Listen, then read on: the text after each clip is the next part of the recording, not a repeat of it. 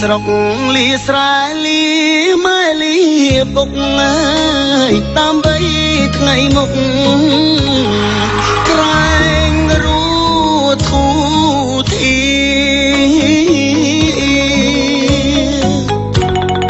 ទៅធ្វើ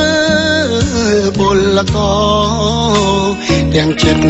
រងាពលទៀងថាលាទាំងទ្រូងស្ទើបាច់ងើយមកដល់ស្រុកគេនឹកស្រុកខ្មែរណាំងនឹកគូមនឹកទាំងដេកឈោទឹកភ្នែកការងា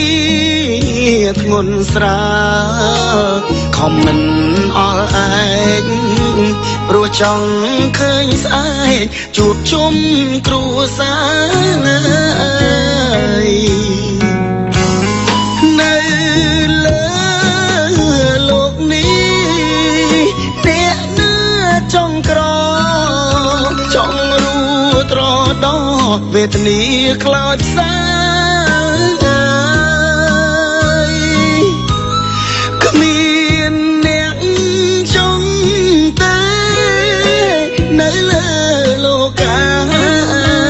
គ្រប់រូបប្រាថ្នា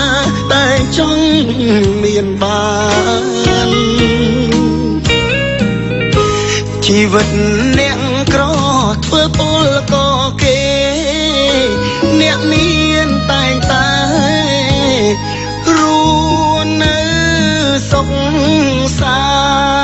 ន្តចង់កិច្ចក្រណាស់ចង់ស្គាល់មានបានវាសនាជួយច្រើនបំណងខ្ញុំផ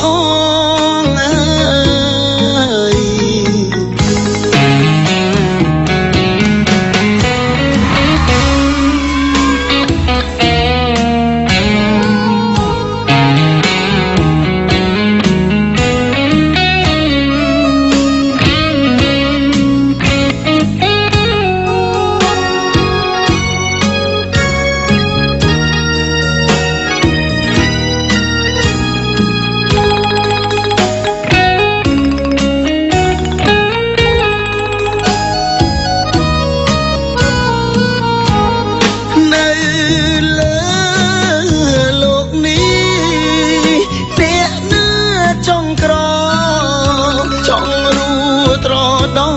វេទនាខ្លោចផ្សា